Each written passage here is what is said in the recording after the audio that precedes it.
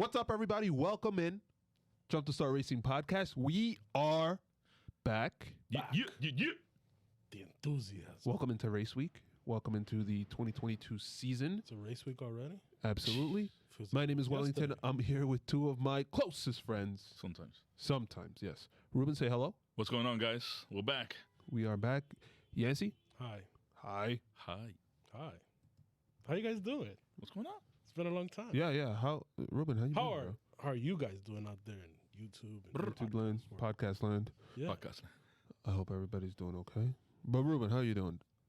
We're doing good. Okay, forget it. Yhancy. Okay. Oh my God. All right. You know what? Forget it. Guys, it's our first episode of the season, so we have sir. a lot of ground to cover. Let's cut the crap. Let's get to it. Actually, before we do that, I want to make sure that you guys are following, subscribing, hitting like buttons, hitting bells, hitting all kinds of stuff. Whistles. We are, obviously, if you're watching on YouTube, we are on many podcast platforms. Apple Podcasts, Google Podcasts, Spotify, Yahoo. No, we're not on Yahoo. Well, Yahoo? Yahoo. Okay. I'm old.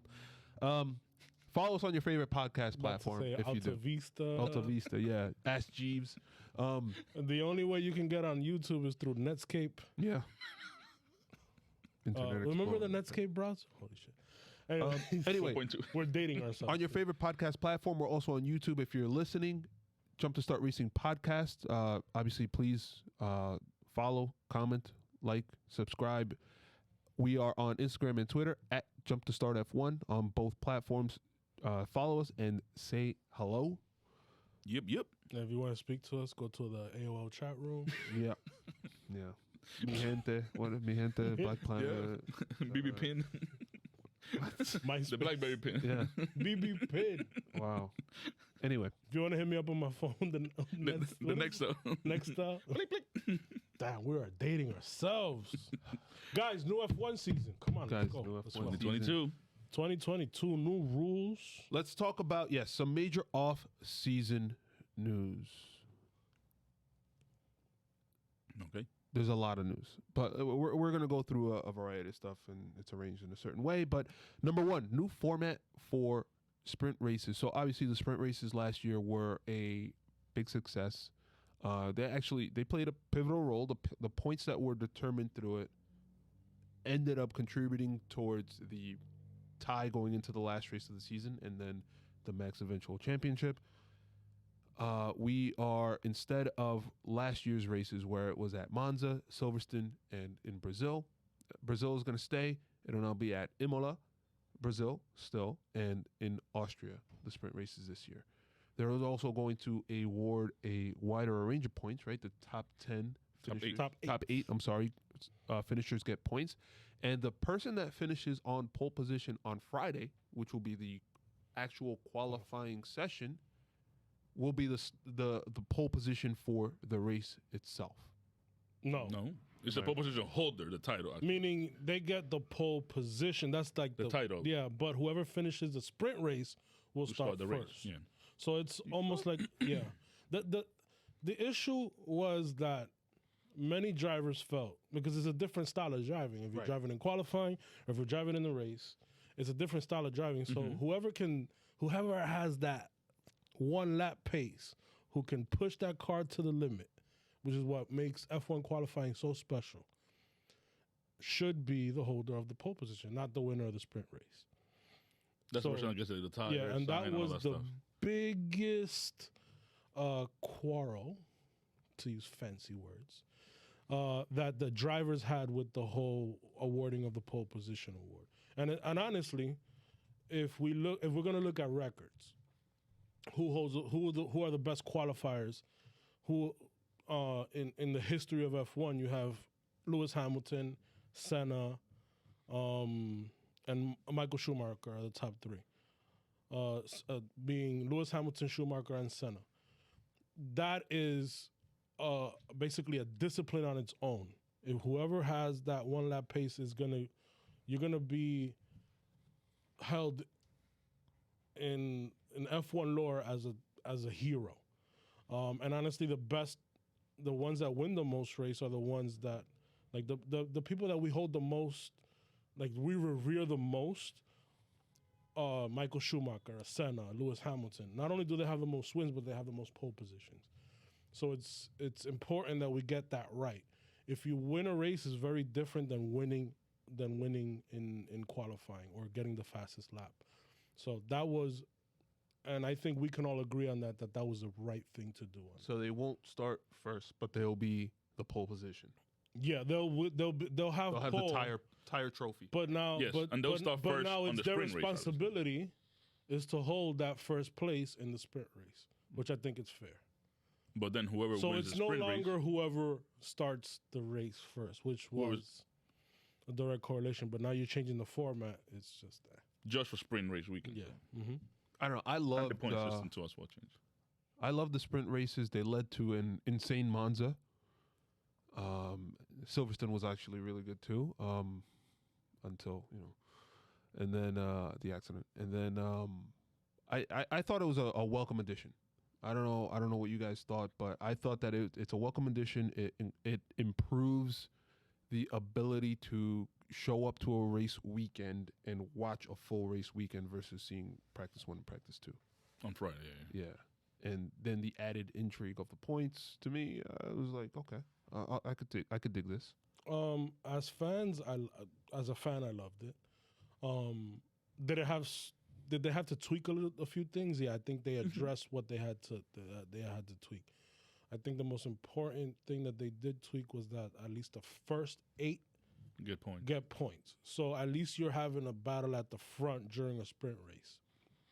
So it's not only the top 3. From the winner getting 8 points, and it goes all the way down with 1 point to 8th place. Yeah, that coupled with you're supposed to follow better with these new cars would make it very interesting. And you have something to fight for with the points. Obviously, we saw how close the championship battle was last season.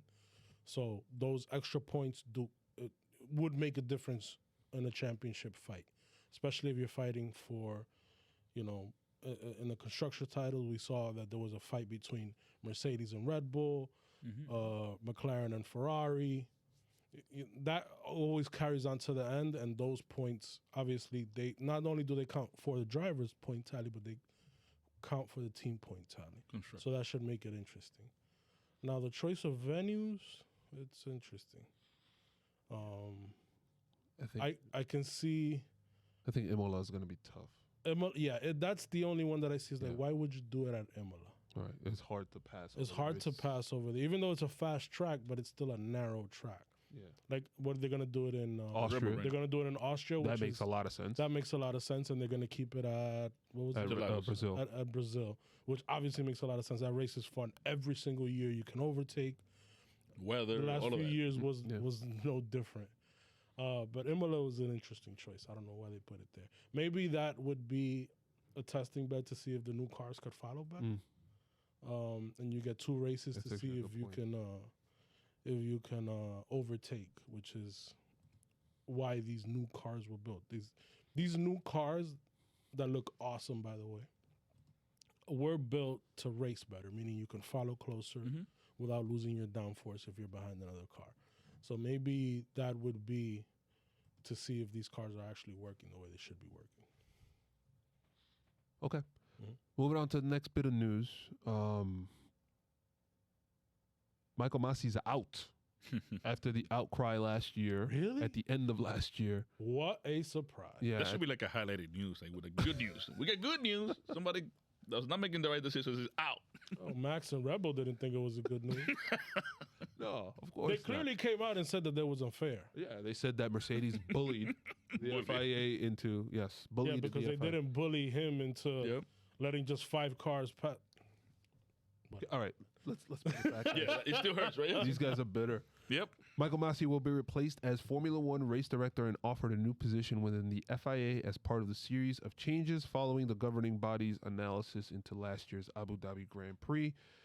I'm going to butcher the pronunciation. Niels Wittich and Eduardo Freitas, they've recently worked in the WEC. Eduardo They will alternate as the race director role, and they'll also be joined by Herbie Blash. They'll be assisted by Herbie Blash, who returns to F1, previously acted as the deputy to Massey's predecessor, Charlie Whiting, as permanent senior advisor. Yeah. What do you guys think as far as, number one, the departure, and second, the crew that's replacing him? Massey needed to go. I don't think Massey had the respect of the teams, which is why they felt that they can lobby him. No, Michael. On the spot. No, Michael. Yeah, Mikey, no, they can Mikey. lobby him as far as what the decisions being made during the race, which should never happen. As far as calls for like track limits and stuff, I think that should be tempered down. Eduardo Freitas seems, from what I hear, is very strict on that. So he'll have actual defined limits, clarity on where the cars should be or not be, which is what we want. We want consistency. It's like if you don't want to do it every track. It's like the white line, that's the limit of the track. That's where you should be every single racetrack that is. So he seems, and he has the experience in WEC, of course. And we know that WEC can be, if you have that experience, WEC is very confusing because you have 4 different classes racing Running at the same time. Yeah. These are longer races. I think the most important addition to that team is Herbie Blash, because he was the right-hand man to Charlie Whiting. And I think he even said that last race was mishandled, and I think that the best decision would have been red flag the race. Mm-hmm. Everybody changes their tires. You have a 3-lap or 2-lap sprint race to the end. That would be the best outcome for everybody. But the difference is that with his experience, he could have been right next to Massey saying, no, let's do it this way. Everybody's happy. And we would have gotten a satisfactory end to such an amazing season. Mm-hmm. Experience counts, guys. Experience counts in any role that you have. Experience counts. That's what we're getting with these 3 new guys. One of the main complaints that everybody had after the untimely passing of Charlie Whiting is that Charlie Whiting handled too many roles at the same time. And maybe he could do that, but that's not the way it should work. Now you have 3 guys in there that know what they're doing, and they can bounce ideas off each other, and we can get one clear way of the way these races are officiated. Now, I wish they would do that with stewards, but that's a whole nother story. No, I think that's what, like you mentioned earlier, that maybe Michael Massey didn't have the respect. Whiting had that. Mm-hmm. Whiting, I guess, would tell somebody, no, shut up, and we're not doing it that way, we're doing it this way. Mm-hmm. And his decision seemed fair. He wasn't like, no, I'm shunning you, and I'm skipping you. Mm-hmm. So what was this guy last year, Yhancy?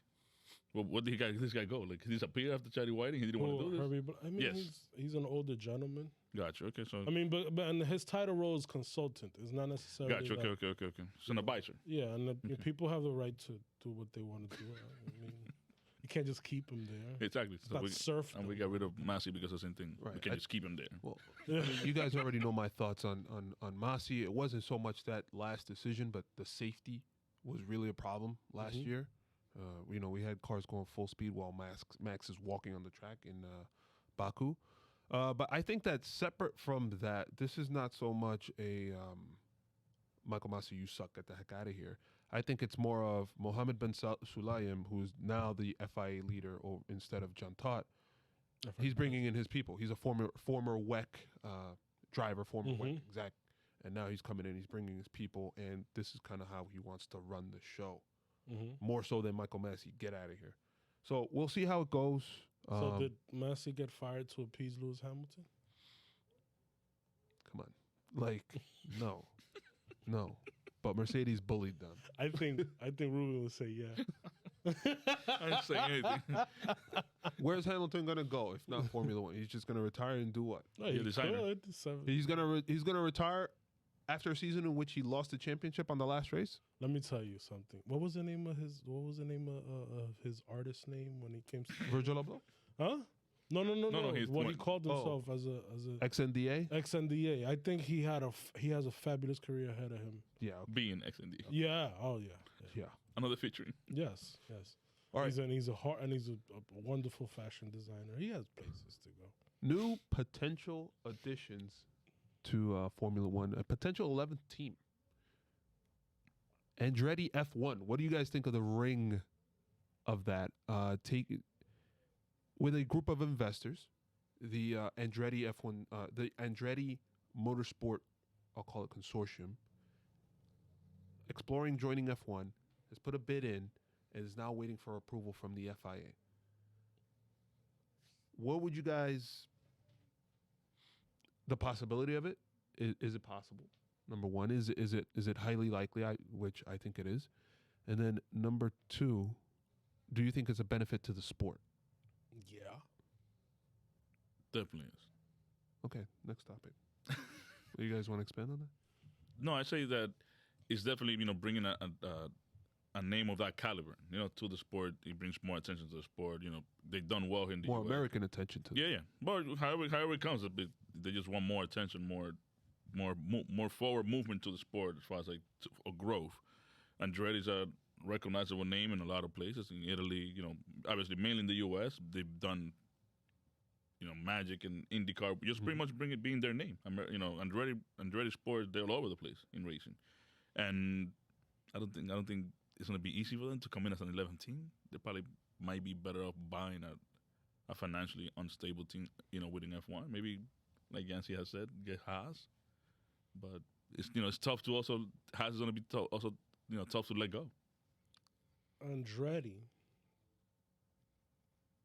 has the money to not only pay To come in. because remember What's that, now, 200 million fee, whatever. Yep. yeah, there's a $200 million fee, Wow. entry fee. Is that like a McDonald's Happy Meal or something? Because it's $200 million. Damn. That's more like, I want to say, $1 million McDonald's Happy Meal. No, I'm just saying. and you can get it. every toy McDonald's has ever given out for a Happy Meal. I mean, listen, Mario Andretti, what we have to keep in mind is this. F1 has moved, let's say Liberty Media has moved F1 to be a sport that's more viable, for more teams to join, but not only that, for teams to become franchises, all the teams to become franchises that are as valuable or on the way to be as valuable as a Yankees or a Manchester United or a Barcelona football club. Okay, that's what Liberty Media, that's the goal that Liberty Media wants when they started instituting the cost cap and the sliding scale as far as like development in the air tunnel. What that did when they instituted that is that it made these teams that are currently part of F1 more valuable. Mm-hmm. Okay, and we're gonna get to that. We're gonna get to some of that later on. More valuable. So now, when you see these big American teams, namely Penske, Andretti, and Ganassi, and the only team right now that has expressed interest, and not even just interest, I'm talking about being serious about joining F1, has been Andretti. But you also have Penske, who owns IndyCar and owns the Indianapolis Motor Speedway, wanting to have a race at Indy. Okay? So all of that has been to attract more teams, which makes the sport more valuable. With Andretti coming in, Mario Andretti being the only American F1 champion, we have another race in the in the United States, not just the Americas, because the Americas is South, North, Central, and South America. We have another race in Miami this upcoming season. In the U.S. What is going on here is that Liberty wants the U.S. market, wants to involve more of the U.S. market, attract more of the U.S. market. And the only way to do it is have a viable American F1 team. Haas is an American F1 team, but we've seen what's going on with them. Yeah. Andretti is an American team. they have the money to not only pay the entry fee and build a viable team that can compete in the midfield and for championships. And they have a young driver signed up already in IndyCar, Colton Herta, who just signed a development deal with McLaren just so he can get reps in F1. But you know that the first team that's going to sign him up, if they join F1, is going to be Andretti because they already have him as a driver. This is all Liberty's. I see Liberty just moving the strings to make sure that they have something that Americans can come out and cheer for. You have Haas Hill, you're going to have more than that in Austin because Andretti's a huge name. Huge name. They participate in IMSA. They participate, which is the Endurance Championship here in the States, IndyCar, and in NASCAR, which is the biggest racing series in the United States. Imagine if they get their hands on an F1 team, and they're serious about it. That's why all the F1 teams are up in arms, putting all the stops, trying not to get them in, because they know they're going to come in and they're going to go at it. They're going to give them some competition. This is not the old F1 where you can rule. with the money being controlled. Yeah, this is not the old F1. This is a new F1 where people can compete. And that's the only way the series is going to be viable in the future. I'm done with my rant. I'm sorry. Excuse me. Yeah. No, but we've seen Mercedes saying that Toto Wolff saying that it would dilute the, I guess, the prize money at the end, that it would have to be spread by 11 teams, not 10. And it's like, okay. But you're spending less. You have $100 million cost cap. And you're potentially bringing in a boatload of brand new sponsorships. Yes. That's right, yeah. Yeah, so it's like, what are we thinking here? And the United States is a huge market that F1 has been trying to break into for I don't know how many years. And now you have two races here. You have an American, you have an American company owning the F1. They've made it more valuable because now they're more modern. They're on social media. They modernize everything. You're making your franchises more valuable because not just you have a $200 million fee, not just anybody come in here. But if somebody's going to come in there, they're going to be serious about it. And what we want as Americans, we are Americans. We want to see competition. We don't want to see the same team winning every single year. You might have that here with other sports leagues, but they win for 2, 3, 4 years. But then somebody else comes in, you don't have you don't have a in the United States, when have you seen a team win a championship 8 years in a row? Tom Brady. They did it 8 years in a row? No. Tom Brady, 8 years in a row? No. Kidding. No, because you have a few. Tom Brady's a beast. But you don't see that. Not even Jordan, who won 6 championships. There was 3 and 3. There was 3 and 3. Yeah. And he could have won more. No, I think also with a team like Andretti coming in, and obviously because of what Toto Wolff is saying and stuff like that, it also goes. They're probably going to try to change the field again into Formula One because the same thing you're saying, a different Formula One. Mm-hmm. And obviously the only few episodes I've seen of Drive to Survive, the one where they focus on Williams, Claire said this sport went from being a bunch of guys that just wanted to race their cars, mm-hmm. of 2 big corporations taking it over, and they're dominating because of all the money. That was a good episode. A team like Andretti trying to come in, yeah, he's a big conglomerate or whatever, but he's not a big corporation. He's not a Mercedes. Yes. He's not. So now he's bringing a different perspective of saying, no, we could run. We got the money to go. And also, obviously, the cost cap is helping even out the playing field for teams like Andretti able to compete with a monster like Mercedes or Red Bull because they were pushing a ton of money into the sport. Yeah, and that's what it becomes. And how many teams have you seen come into F1 being sold, being renamed? Some teams even come in and they just can't even compete and they just dissolve. That's not the sign of a healthy sports league. Yeah. It's just not. It's those when you can not control, but when you can even out the playing field, the competitive balances. That's where you get English Premier League, NFL, Major League Baseball, NBA. These are leagues that are viable worldwide, make a ton of money. And the only reason they're in it is because you have to build yourself up to that, but you need years and years of doing that. Yep. And that's what these F1 franchises have been doing. The only 2 franchises in F1, and you can't even call them the only 2 teams because they're not even franchises. The only 2 teams that you can name them, maybe 3, is Williams, McLaren, and Ferrari. Mercedes just came back in. Yeah. Red Bull, Red Bull, you can name that, but they're fairly new compared to the history Yes. history of F1. But these are teams that they've had to pour a ton of money into it just so they can stay viable. Right? Now you don't have to do that anymore.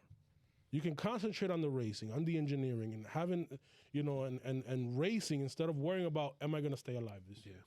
And the thing is that that's only possible for 3 or 4 F1 teams, but it should be possible for all F1 teams. Okay. I agree. Okay. Moving on. What's been going on in the world recently, if you haven't been paying attention, is the whole Russia and Ukraine, the saga between, the invasion and potential, war having already broken out. To that end, there are ramifications within the sports world and obviously within Formula One. Haas F1 had Uralkali, the title sponsor, which was owned by a Russian billionaire, as obviously poured a ton of money into the team. They have ended and rescinded that title sponsorship, and as well as now his son, Dmitry Mazepin, who was the owner, or I don't even know how it works. He's the owner of Uralkali. He was one of the drivers within the Haas F1 team. His contract has now been rescinded based on what's been going on in the world. Any thoughts on that? I hesitate to even say anything, but any thoughts on that? Yeah. There's so many things, man. It's tough because what you don't want to do is, you don't want to take somebody's job away based on the quote-unquote politics. And I don't like using that word because we're talking about war. We're talking about people's lives being lost, people's lives being upended. So to me, it's not really, personal thoughts is not political. This is, people's lives being affected. Just the way we talked about the whole Black Lives Matter movement and what you may believe in it as far as like political purposes, but as far as human rights, those are human rights. It's not political. Why did Mazepin lose his job? Nikita Mazepin lose his job. His father was a title sponsor. His father's company was a title sponsor to the Haas F1 team. Now, the way things work in Russia is that obviously Putin has what they call quote-unquote oligarchs that he gives companies to, but they're loyal to him. That's Nikita Mazepin's father, Dmitry Mazepin, is one of those people. And he was one of the people involved in a meeting before the invasion started that Putin had before the invasion started.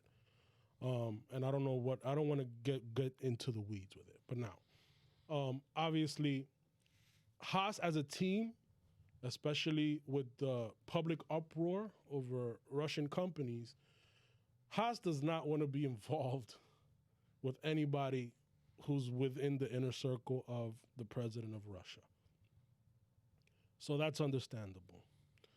The only reason Nikita Mazepin had a drive, it wasn't because he was talented. He wasn't the best. He's a decent driver, I guess, but he was languishing in F2 for a while. Meaning that he wasn't that good enough to just be like, for a team to even take interest in him and be like, let's bring him up to F1. He was on that team because his father was a title sponsor. His father paid money. His father's company paid money, and he was a title sponsor. Okay. It's why the car looked like a Russian car instead of an American car. Okay. Plain lines. Yes. So that was the reason why Nikita Mazepin was in F1. And we all know the history of pay drivers in F1. It happens. It's a part of the sport. It is what it is. That's why he lost his drive. I think that's a decision based on the team. Obviously, Uralkali wants his money back because they paid a part of that up front. They didn't pay all of it, and that'll play out in the courts. But it's totally up to Haas to determine what name goes on that car and how they're going to take their money and what drivers they want. You can be a sponsor, you can have a say in it, but once you're not a sponsor anymore, it's not up to you who drives the car, et cetera, et cetera. And then the other aspect that bothered me about this was Nikita Mazepin's fund that he started. I forgot the name of it, but it was a play on, F1 had this whole "We Race as One." Mm-hmm. The name of that company was something as one, and I think that's, to me, disrespectful to that whole movement. It just waters everything down, and I think it just made it worse for him. But those are my thoughts. Ruben, any thoughts? No, just the situation sucks for Haas. They lost. It's a team that's been struggling for finances for a while. Losing, whatever the way, obviously because of the war and stuff like that, the funding was pulled, and you had to fire the driver or whatever. Hopefully, Kevin Magnussen brings some fun with him. That's it. No, he doesn't bring in any sponsorship. They Haas has enough money to pay a driver like Kevin Magnussen, and I think at that point they were forced. Based on they released him and they brought in Kevin Magnussen, they were forced to keep Nikita Mazepin as a driver because obviously his father was a title sponsor. Mm-hmm, mm-hmm. The name of the fund is "We Compete as One." Gotcha. Okay, that's for all displaced Russian athletes. Yes, exactly. So you guys jumped the start there, but Kevin Magnussen is coming in to replace, or came in already to replace Nikita Mazepin as the second driver or first driver or whatever you want to call it, driver in at Haas F1. He's going to be teamed up with, obviously, Mick Schumacher. Not only that, but he came in and he's already putting in work. He was, what was it, fastest time yesterday? Fastest time in the second day of testing because they got extra time. They something with the freight. They couldn't get. They had a freight issue. They had a freight issue. It's happening to me too in my house. Okay, so it's happening to you too in your job. Amazon Prime? Amazon Prime sucks right now. These global supply issues, global supply chain issues are. We're getting times all over the place. You're supposed to before you pay, it says tomorrow, and then like a week later. They were able to get an extra 3 hours each day at the end of each session to make up for that time that they lost. So the second day when Magnussen was in the car, they got an extra hour. He pumped in the fastest lap time of that day. And then yesterday, which was the third test day, Mick Schumacher was in the car. He pumped in the second fastest lap of the session. So we could say they were the only team running full throttle, maybe. Yeah, Haas F1's going to win the championship this season. So beyond that, along those same lines, the Russian Grand Prix has been eliminated from the calendar this year. Who knows if it'll be back? Remember, this was going to be the last race at Sochi before a new track being introduced next year. Highly doubt it. It's going to come back. I highly doubt it. But I mean, stranger things have happened. Yes, absolutely. But whatever. I'm going to keep my mouth shut. But I'm just happy fans are back.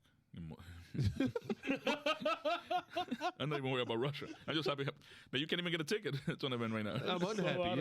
Anyway, man. No, I'm just this was totally off topic. Like just saying whatever at this point. Thank you, Ruben. Fans are back. Yeah. The weather's getting nicer, guys. By the way, I don't know if you know that. Sun goes down at 7. Yeah. So Sochi is sayonara so long and don't come back. Right? Thank God.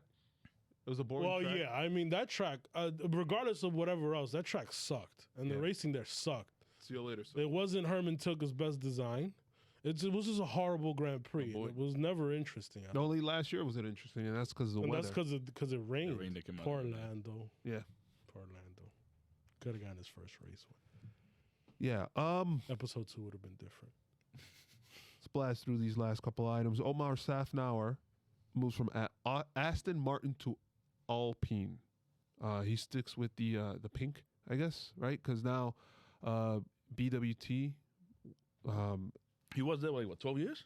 Yeah, he was with Force India and Racing Point and Aston Martin for 12 years. That one organization. Wow. Now he's moving over to Alpine. Also, BWT is now sponsoring Alpine, so they'll be in the pink livery, as you guys have seen. What was your guys' favorite livery? You know mine. Ferrari.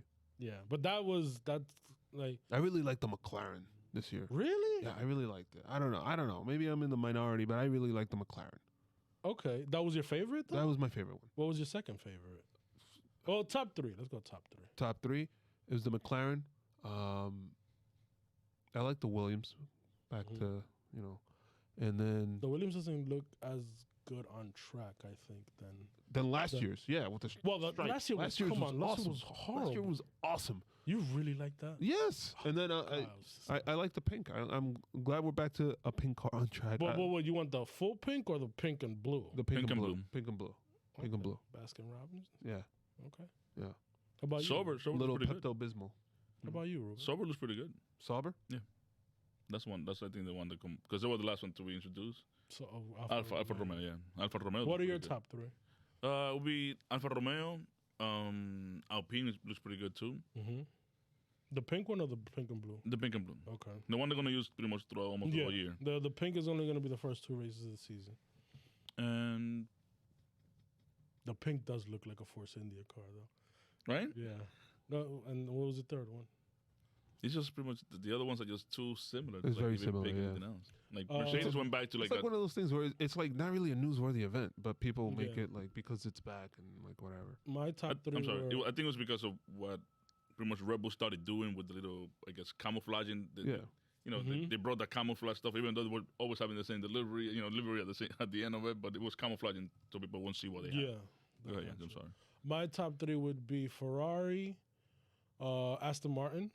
I thought that was with that neon green going through it, and they have a brighter green. I thought it was really nice. I like classic looking one, and the Alfa Romeo. Alfa Romeo one was really nice. But on the Omar, The worst one. the worst one for you, which one is I didn't even, Yeah. Yeah, I don't. Haas. yeah. Who knows what they're gonna look next week? But I can't put it together if I saw it on testing or on the actual Drive to Survive episode that Omar focused on pretty much on why he was out. He was saying that when he was in Force India, pretty much he was running the show, but now that it's being another group of people own it, those people are super involved. Mm-hmm. So he couldn't get past of being all of that. And by the way, the scale thing that we said about the financing and how the teams are grouped out, he was the one that came out with that idea. He said, Yeah, he did. on the timing was that and that wasn't on Drive to Survive.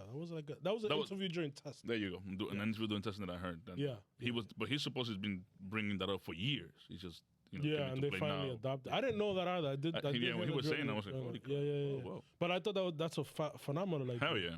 Because he was saying that From it's football, he brought it. yeah, from football. Oh, well, football and the NBA, where you have like the worst teams that have the higher chance, Like a of getting the drafting and all first that draft to. I think that was an awesome idea. I think it works great for Formula One, by the way. Yeah, the original idea was just to have the lower teams, but that would be at a disadvantage. Can you guys flesh out this for those that are listening?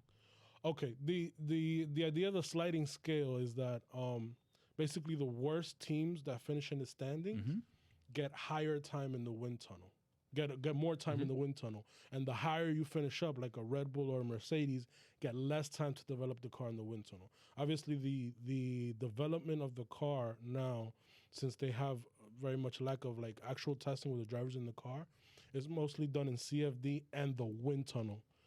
Because obviously aerodynamics is what plays the biggest part of how fast these cars go, besides the engine. So,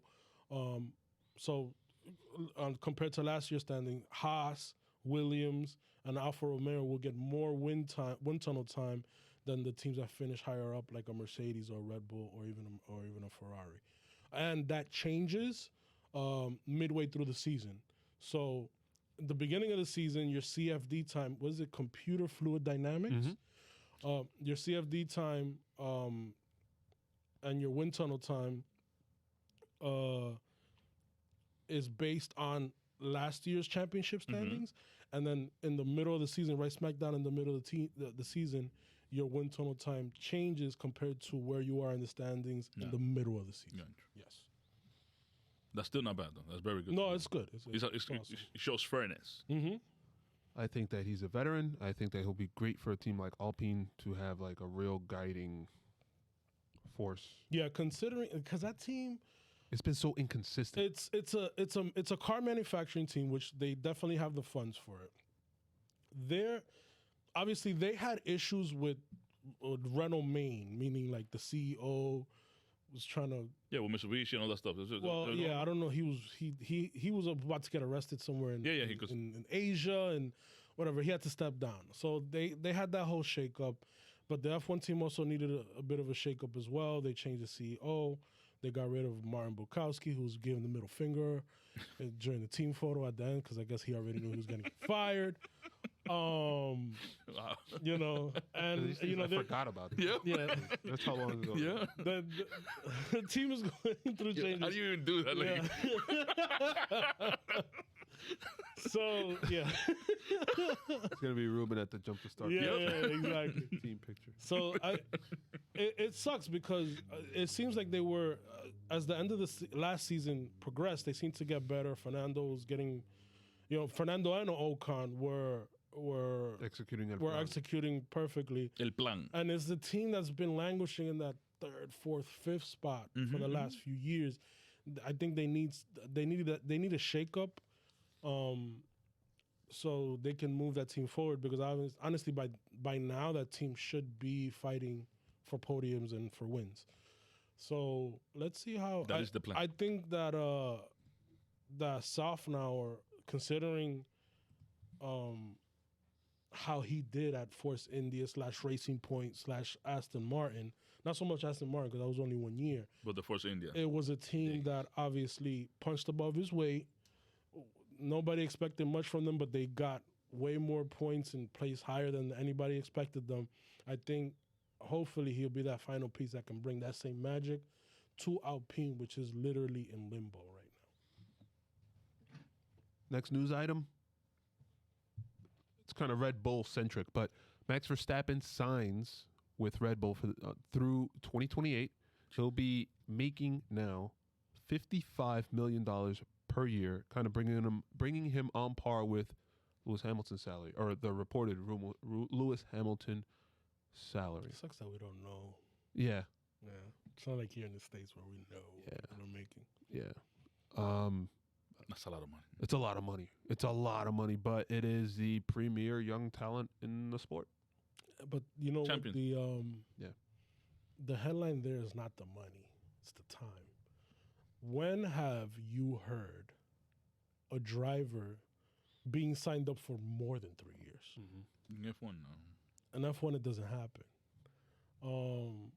But now you're seeing that, especially with the young talent. I think first it started with Leclerc, who signed, I think it was a 5-year deal. It was a 5-year deal.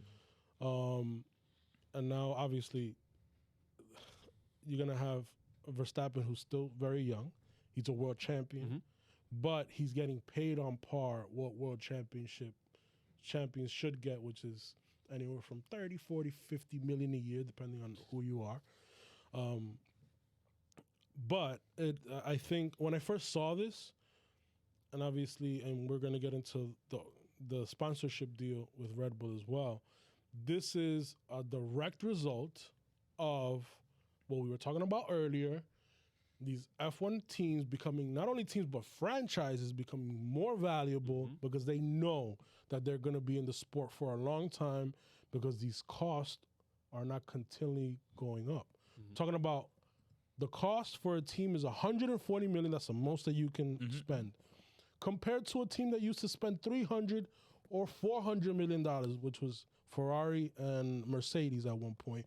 We're spending And Rebel too? $400 million a year just to go racing. Okay? This was the goal of Liberty Media when they bought F1, was to make this sport more viable for not only the teams that are currently in the sport, but for newer teams who want to join. Okay? And now what happens? Once you have this financial stability, you can now you can give the security to these drivers that literally risk their lives for you every week and get a long-term deal knowing that they can be settled at a team. And we all know in any sport, the longer you have a team together, the more competitive they can be because they know each other, have that chemistry, and it'll bring you to championships. any sport is like that. Doesn't matter if it's in Europe or in the U.S. And now F1 is becoming that. So I think now that you have a world champion being signed on up until 2028 for $50 million a year. Okay? $50 million a year. This is just a testament that this sport is healthy and will continue to be healthy for years to come. And we get to enjoy it because we love this sport. Yes, sir. That is a lot of money. I mean, this has been Max Verstappen's team since Daniel Ricciardo's last season. Yes, right? Yeah. absolutely. So it's been now. That was year 3 last year. This is going to be year 4 where it's Max Verstappen's team. Along with that news, Oracle's Red Bull F1 title sponsorship deal worth $300 million. So it kind of ties in a lot of what we spoke about earlier. Oracle is obviously a big computing, call it firm. They are paying, one, for the sponsorship, and then 2, Red Bull is going to be exclusively using their computers and their systems via cloud computing to participate in computational fluid dynamics, the CFD, for the wind tunnel, saying that we got the best stuff and we want Red Bull to the best team, or with the best the drivers champion to use our stuff. Yeah. So it's a blockbuster deal, $300 million. $300 $300 million for 5 years. Pretty sure that's why they were able to sign Max Verstappen for so long. Jesus. But it's not only the teams that are more viable, but now you have the confidence as a company that you can come in, sponsor one of these teams, and get big-time advertising to a worldwide audience. With a worldwide company. With a worldwide company. Again, if you make things viable, it attracts more people to come in, put money in the pot so they can make more money as well, and everything just goes. Everybody just lives happily ever after. This is Liberty Media's vision coming to fruition. Yep. America! Yeah. A lot of money. All right. 2022 season predictions. Obviously, we've seen testing the last couple of days. We're recording this on Sunday, right before officially race week starts. But, today's the wrap-up of the last couple of days of testing. We've seen some of the stronger performances. We've seen some question marks. We've seen, obviously, some teams in the back. Testing results. I'm hesitant to say it because I'm hesitant to say what I'm going to say. What I'm going to say is that Mercedes doesn't look strong. I feel like we say this every year. I feel like this is what happens at the start of the season or during testing.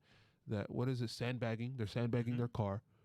And then all of a sudden they come out like gangbusters. Yhancy, what did you think of testing, this latest round of testing?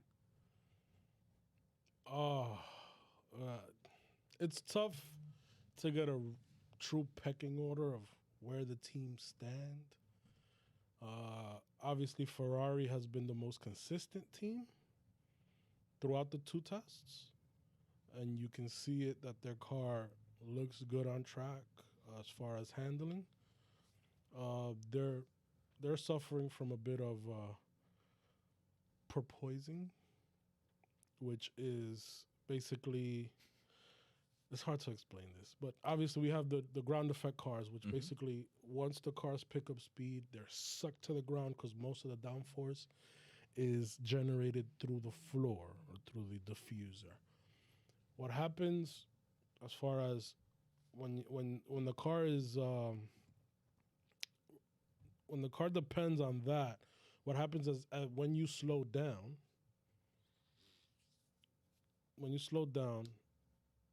the car starts bouncing a little bit because it's not a constant. When you slow down, or when you're at full speed? No. When you're at full speed, down. when you slow down, there's not a constant stream of air obviously flowing, like as far as the velocity is. So the car is just adjusting to it, so it starts bouncing, and it looks like it's just like bouncing, like it's almost like one of the You see the low riders in California when they have like the hydraulic system going like that. That's what the car looks like. It looks like it's bouncing down. You see the head going like this. And the slow mo makes it even look even more dramatic. Okay, but that seems to be that's an issue that's always been, especially in endurance racing, where those cars obviously heavily rely on the downforce generated through the floor. Also, it's a problem that's always happened, but especially when you count on ground effect for most of the downforce. That's not just a Ferrari problem, right? No, that's all the teams are having that problem. But the Ferrari seems to be more stable. The best team that seemed to get a handle on that was McLaren in the first test, but they obviously have other problems. The second test they had problems with like their brakes overheating and stuff like that. Red Bull seems to have a handle on it as well, but the team that looked the worst in the last session was Mercedes. Like, that car did not look good around the corners, very understeery. It looked like a toy car. Yeah, and it was bouncing a lot. And no car, it just doesn't seem like it's really working that well. Is that part of sandbagging? I've seen this movie before. But that's taking the fun out of testing. If you see the first episode of Drive to Survive this season, Mercedes had their problems in the beginning of the season, and we also what happened at the end of the season. They wound up winning the Constructors' Championship, and if it wasn't for a certain person, they probably would have won the Drivers' Championship. Who's that, Max? No, well, Masi. The name that we refuse to say. Voldemort. But yeah, as far as a pecking, I mean, look, Red Bull and Ferrari look the best right now. I think the last day of testing looked like the Red Bull is just super strong on it. And you have two strong drivers there. Obviously, you have the World Championship, Max Verstappen, and but Perez is no slouch either. Okay, so let me ask you guys a question. At the end of the season, but the Mercedes is still quick. They just have a little bit of problem. At the end of the season, who's the Constructors' Champion? Mercedes. Mercedes got a point to prove this year. Red Bull. Red Bull? I say it's going to be Mercedes. At the end of this, despite the problems that they have now, they overcame. The rules changed literally against them last year, and they overcame that to win the Constructors' Championship. Okay. And the radical design they're bringing to yeah. Who's going to be our surprise team that's going to go up to now that we have new regulations? Who's going to be the surprise team that's going to finish within the top 4? 5-4. That didn't finish in the 4. Correct. So top 4 last year. So you can't pick Red Bull, Mercedes, McLaren, and Ferrari. Not in that order. That was the top 4 last year. Who has a potential of finishing? Now, who's shown some... who's the prediction? Come on. I mean, not potential. It was a prediction. Williams? No. I think the top 4 is going to stay the same. But who's going to be... Okay, so he's saying... Who could surprise? To bring up, to bring their name onto that little mixture. Wow. AlphaTauri? They've been barking there. They were barking. They had a quick car last year. They had a quick car last year, and honestly, they don't look bad this year either. Their Sundays were terrible. Yeah, they don't look bad this year either. And I think, the reason why they weren't more competitive last season was because Yuki was going through his, learning phase, adjustment period. But he came on really good last season. Yeah. At the end of the season. So if you talking about who can surprise you the most, I would say AlphaTauri. I'm going to say Aston Martin. Ew. There's money there. Yes. New team principal there that knows his stuff. I'm sorry, not Aston Martin. Alpine. There's money there. There's a new team principal that knows their stuff. They have Fernando Alonso. Esteban Ocon proved last year he can freaking drive.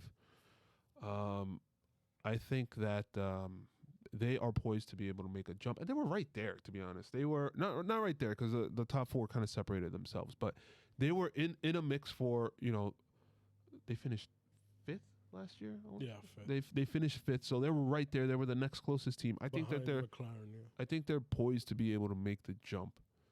They beat AlphaTauri last year? Yeah, I believe so, yes. Okay. Okay. So El Plan might come into Exactly. play good How for about them you, this year. Ruben? What do you think? He said AlphaTauri, right? You said, No, I mentioned Williams because of how they did Oh. in Barcelona. So I'm gonna ask this question: out of 100, scale out of 100, 0 to 100. What are the chances that we hear this at the end of the year? George Russell is the new World Drivers' Champion. 0. 10%. 10%? I'm not gonna give him a 0, but come on, dude. Seriously? Okay. They're not going to allow him to, even if you. No, it's not that they're gonna allow him to. Why wouldn't they allow him? They're going to let Hamilton pass.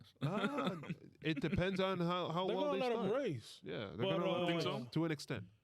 Did you see what it took Max Verstappen to do to beat Lewis Hamilton last season? If you don't come out of last season respecting Lewis Hamilton more than what you did, I don't know what the hell you're watching. Yeah. Lewis Hamilton won the last 4 races of the season. He went into Brazil with a 10-place, what is it, a 20-place grid penalty, 10 place. 10-place grid penalty, placed 5th. All right, 5th in the sprint race. And then he went into and then he got kicked back too. and again, then he right? got kicked back another 5 places, started 10th, and still won the race in Brazil. in Brazil. With an engine on And steroids. nothing happened. And nothing happened to there wasn't like nothing crazy that happened to Red Bull. He just beat him outright, and then won the next 4 races, including and I'm gonna say, maybe on paper he didn't win in Abu Dhabi, but he won that race. It was stolen from him. Okay, and he lost the championship. It still hurts. So Are you kidding me, bro? So you're gonna say that George Russell, who's only Why are in you his- looking at me that way? Yeah. It wasn't me. I'm gonna look at both of you. So you're gonna say that George Russell, what is his 4th year? I just asked, what are the chances? All right, Like, Don't come on. kill me. Yeah. I didn't Fourth say year, it. yeah, that's Hypothetical. one. It's a hypothetical. First year at Mercedes, and he's been languishing in a With a back. He's been languishing as a back marker. He's gonna beat Lewis Hamilton. Are you out of your mind? And now he's fighting with a bouncy car. I'm looking at both of you. 10% because you never know what's Okay. gonna happen. 0 to 100. 0 to 100. 3 race wins for Charles Leclerc. Out of, 80. Out of 23. 80%? 80%. I was going to say 45. Can he beat his own teammate? Yes. Yeah, he can. It's going to be close, though. Listen. The But only a lot of focus will be on that this year as well. he only beat Carlos Sainz only beat him on points. Everything else Charles Leclerc had last year. He beat him in qualifying, beat him in race wins. I mean, not race wins, but I'm talking about placing higher in the race. So he only beat him in what counted? Yeah, and what really counts. Yeah. Well, but What they brought him for. yeah, but it was a very narrow margin, Was it 3 points, right? something like that. Yeah. Okay. So, but I'll say 80%. He wins 3 races. 0 to 100. Max Verstappen repeats as driver's champion. 90%. What about 90%? you? What? That car looks good. I think Hamilton is going to go Super Saiyan this year. I Yeah. think it's a 40% chance that Max does. That Max wins the I was going to say championship? 35. Yeah, I think. Listen, the reason why They'll be there competing, though. They're not going to be, but the reason why the I say regulation that changes the reason later. why I say that is that these are new regulation changes. Mercedes does not look good. Will they get on top of it? Yeah, but they're going to be at a disadvantage for the first few races up until Barcelona, because Barcelona is usually the traditional race where people bring all their upgrades. mm-hmm. So the way Max has been driving, and that car looks good from the jump. We're talking about the Mercedes, because the reason why Red Bull didn't run away with the championship last year is because that car did not look they had to get on top of it for the first third of the season. The Red Bull? For Red Bull, yeah. They didn't remember Lewis Hamilton won the first 3 races last year. Okay. Red Bull is on it. Adrian Newey is on it. Max is a championship. He has all the confidence in the world. If Max can get at least 2 or 3 wins in the first few races of the season, this would be tough to get back to him. I don't know. And that Mercedes, I'm telling you, that Mercedes car does. So when you're not saying that look when good you're at saying all. that it doesn't look good, right? So it doesn't look good. Does it mean it's going to be the 5th best car on the grid? No, It's still going to be the 2nd best car, They'll right? be fighting for podiums, but they won't be fighting for wins. You need to win. Really? You think it Yes. won't be fighting for wins? No. Man. Okay, so I don't know. we have one more week to stop, I guess. Because you have another team in the mix. It's not just Red Bull and Mercedes. Well, Ferrari definitely two looks more. good, man. And McLaren too? And McLaren looks good if they can get on top of their Or the brake issues. the brake issue. You guys are taking testing so seriously. That's what I'm You saying. We guys have are one more taking it week for that so point to be proven. You know what, man? I got a question for Jesus, you. we didn't get the tinfoil hat. He's on his tinfoil hat. shit No, right because now, man. it's every year that we see that the testing. They always say, But it we don't only look takes good. 1 year for it all to end. Which to get Which stolen from could you? be this year. No, like my first thing is Mercedes bringing that same car next weekend with a little, weird No- side no pods and pods. stuff like that The with the no vents. pods. How do you think that car looks? Well, how do you think that? How do you? I think it looks like crap, but like, it does look horrible. looks bad. looks But bad. what they're saying that at one point was like The pacing a losers. second over everybody else. If they ever, One I heard that in an interview earlier today. that it was pacing a second with the The Mercedes. Mercedes. Where? I gotta look in my history. When I'm driving here, I start looking to interviews on YouTube, and I start listening to everybody. But if at full race capacity, which I think we never saw it throughout all the testing, even both testings. It's a second faster than everybody. Yep. I don't know about that. Jesus. So, That's a all right. lot. That's That only, means it's they all in the moving- air. We don't Imagine know. a second But, faster like, per lap through but- an entire race. But it's all in the air. Like the sandbagging is so much that throughout testing they never ran full potential. So that's Like- testing. yeah, but Red Bull. Did What the same do we thing. believe? That's something like I think Mercedes kills testing because of doing things like that, or most of the things that are sandbagging. Because They all sandbag. I know, but I think at one point you should at least show your full colors. So be like, wait a minute, they show this, but Yeah, damn! they're gonna show them. But for us, on the Saturday, fans, next Saturday. No, no, but for us, the fans that are actually, making times to see these testings and look for interviews and stuff like that. Give me something to not keep guessing, because guessing is not fun. Listen, the reason why you're guessing is why you're gonna tune in on Saturday and Sunday. If you fully knew who was gonna win, you wouldn't even watch it. So who do you think is going to win this week? Are you? Well, we're gonna. my get bad. to that, Haas. Yeah. All right. So let's moving on. Bahrain. Do we want to do? Should we skip trivia this week? Yeah. Are you ready? You want I to mean, do I got like some two little questions there. if you Okay. guys So want. let's do it real quick. Let's do- History is it's going to suck because it's the same history every year. Okay. almost. Dun, dun, dun, dun. Where did I put it? I love the way Ruben like squares up. It's like, Da, da, da, da. dun, dun, dun, dun. This is what sucks for not having a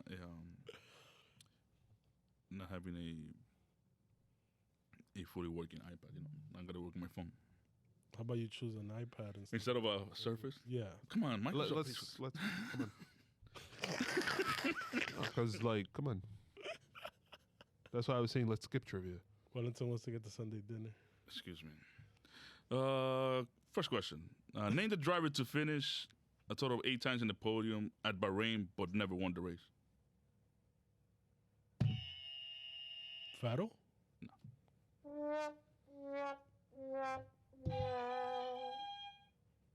Valtteri Bottas. Tampoco.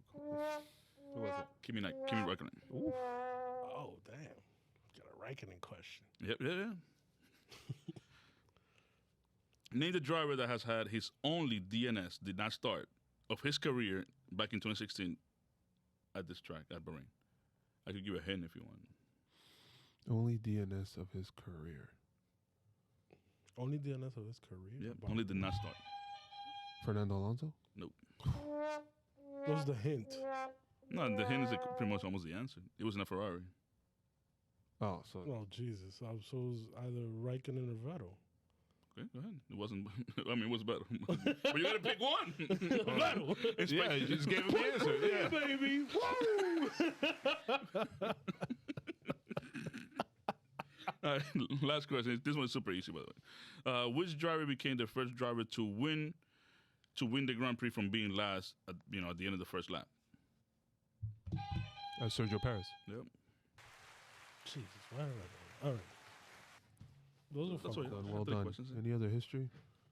No, history is just pretty much giving pretty much highlights and stuff like that regarding of the You know, it's obviously Bahrain is the home of the duel. You know, doing the Dutch in 2014, where Rosberg won in 2014. And with Hamilton, Kimi saying, just leave me alone, I don't know what to do. 16 over. Yeah. Is that where he said that?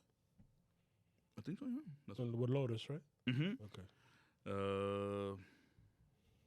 I wrote a few things. No, actually, no. That was what I was talking about was Yas Marina.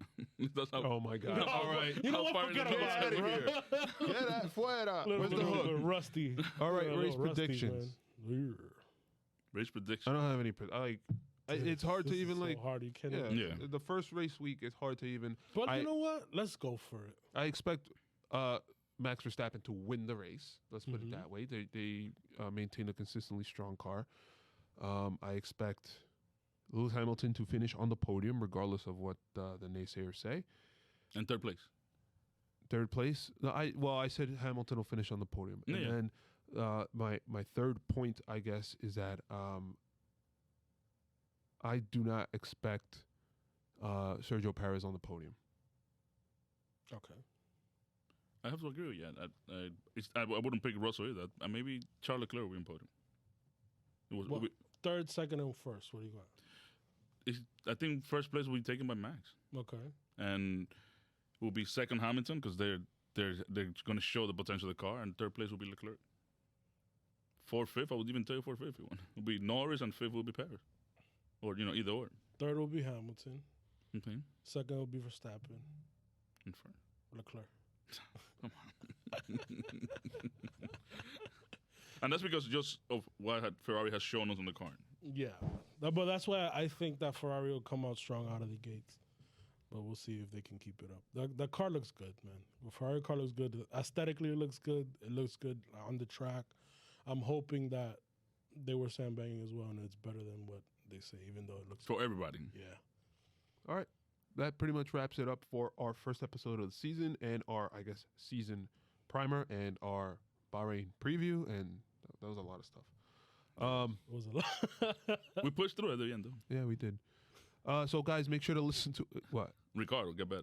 Yeah. Daniel that's Ricciardo's out. Yeah. Well, Was out of testing. We don't know if he'll be out of the race due to the COVID. Go. So, guys, we're across many podcast platforms. I'm not even going to name them all, but whatever your favorite one is, we're on that one. Jump Yes, to Start sir. Racing Podcast. We're also Jump to Start Racing Podcast on YouTube, at Jump to Start F1 on Instagram and Twitter. Make sure to stop by and say hello. And that is pretty much it. Subscribe, like, hit the bell. I got one more important question. What's that? Though. One more important question. This is talk of the town here.